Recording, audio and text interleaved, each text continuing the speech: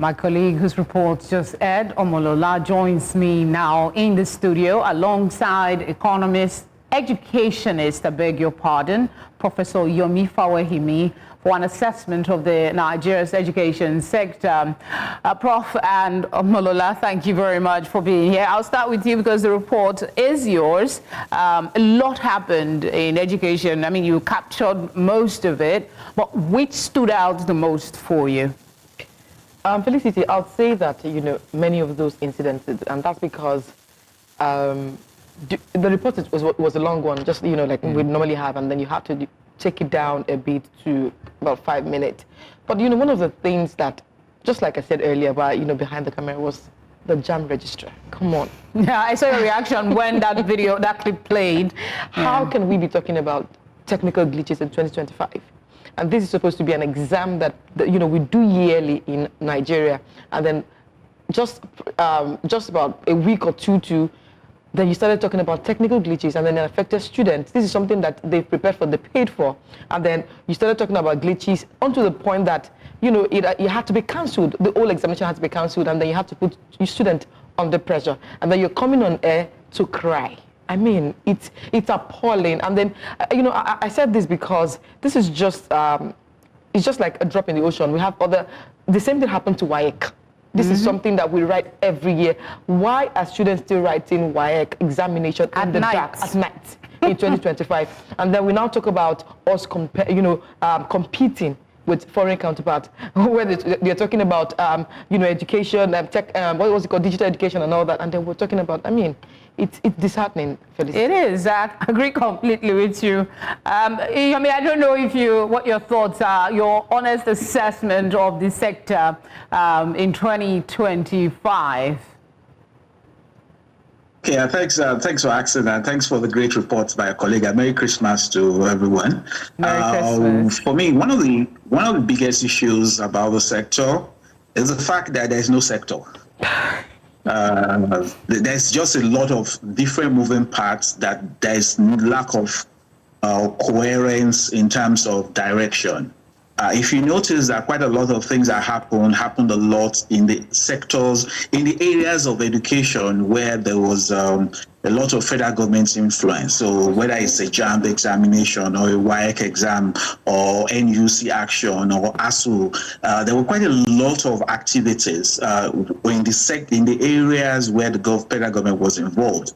But where you have the state and the local government, and that's a more critical area, that's where you're talking about early child, when you're talking about basic secondary school, when you're talking about vocational education, you realize that not much changed. Perhaps things even became worse at the end of the day. When you also think about the number of kidnaps that happens in Nigerian schools this year, then you are not happy. But we must not forget, like the brilliant report that was done, that you're talking about JAMB, you're talking about WAEC. Let's not forget that a student allegedly committed suicide because of JAMB. So the crying of the registrar was sad because it was unexpected, but a life was lost, and that's the one that was recounted. That life is greater than anything we could think about. Somebody died because of the UTME's cause that the JAMB registrar later came to apologize that they made a mistake. Now, we lost a life in Nigeria. Let's also remember that in this year, too, we had a situation reported in the law school where a student in law school, I think in Yola, allegedly committed suicide, as reported in the media, because of some issues that came from the school. I am not aware, in all of this, think about these two suicides that were reported in the media. There is not one of them that neither the Minister for Education or the JAMB or the Director General of the Nigerian Law School took responsibility for in those two instances. And those are the ones that were even reported in the media. So we had deaths, needless deaths of young Nigerians. We had a lot of confusing policy. If there is one word I'm going to use to describe the Federal Ministry of Education this year, it is confusion.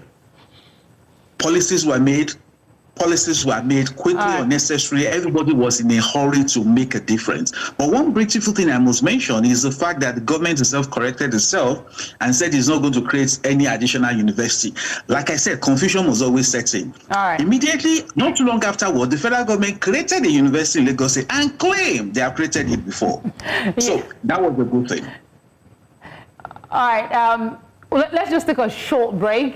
We'll come back and I have more questions for you.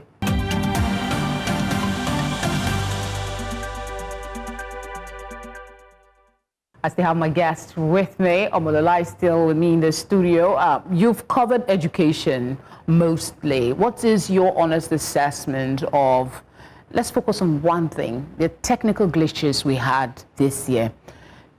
Do you feel confident that we wouldn't see something similar? Has efforts been made from your assessment that 2026 will not have situations like we saw this year?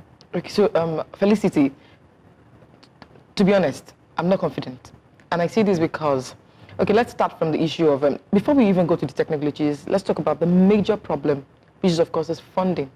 And then I say that because we talk about technical glitches, we talk about ASUU strike, we talk about all of these things. They are all a fallout of the funding problem that we have in Nigeria.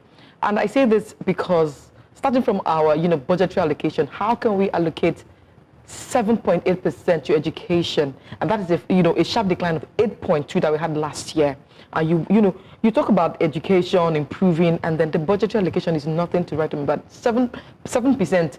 So it's based on that you exactly, feel that it's a far cry from the 15 to 20% that what's it called, UNESCO is saying that at least every country should, even 15%. I mean, there's a lot of lip service to improving education. And then talking about the technical glitches, really, one of my respondents, if you listen very, he did say that nobody was sanctioned. Okay, yes, the JAMB registrar came crying and all of that, dramatic.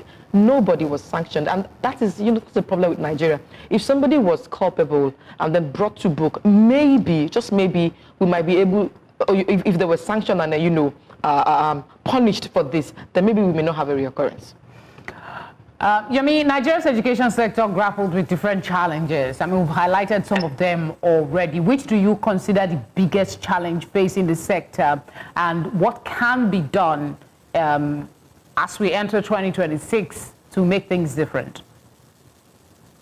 For me, I think the biggest challenge is management capacity in terms of the leadership, coming from the minister, coming from the head of the various agencies, coming from the vice chancellors. At the end of the day, I think there's an overwhelming challenge in terms of capacity of the people that are responsible for those agencies, for those organizations, to grab their hands around this. One area that we really didn't talk about, and I think it's good for us to talk about, is that the number of schools that had problems in succession in terms of vice chancellors in Nigeria. We have never had it this bad since I started following education or being part of education. I've taught in Nigerian universities 29 years. There are universities that, because of either the ineptitude of the governing council or some major confusion, that had 5 vice chancellors this year. Some had 2 acting vice chancellors, one substantive, another. A good example, University of Abuja, right? We had cases about selection of vice chancellors getting to be resolved by the National Industrial Court, something that wasn't really happening before. So there's a question of lack of capacity to deal with it. So I feel the biggest problem we have, yes, of course, when we talk about the glitch, it's a big problem, but it's a question of capacity, like you brilliantly said. I think related to that is also this sense of lack of consciousness of vulnerability. If you remember, Felicity, when we had the glitch in JAMB, we had this conversation, and you remember I mentioned it, that WAEC is the next exam we're going to do. We're going to get into the same trap, and nobody will be accountable for it. And like I was prophesying, when that happened, did it not happen in WAEC?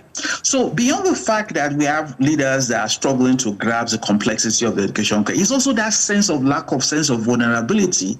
That is a balance that is either seen coming from the point of view of I know too much, I know what I'm doing, or some element of arrogance that doesn't make people listen and put in and get the right feedback. The third one I want to really mention, I want to really bring this up, and I try to bring it up every time I call the media to talk about reviewing the year, is what is happening in the early child education system in Nigeria. Please, listen, ASUU could go on strike many times. It's unfortunate, but you know what? It is a product from those early child education system that will determine who goes to the university. What the research has shown is that the brain of a child, over 80% of this is developed in the first 2 years of the life of the child. In Nigeria today, you will not even hear the Minister of Education or any Commissioner of Education talk consistently about early childhood education. We need to put attention there. If our children are not learning at the right ages, we're in trouble. Yomi, you do have a very valid point there. In all the conversations this year, I don't think I've heard of any talk of, childhood early education. But thank you always for your submission on tonight.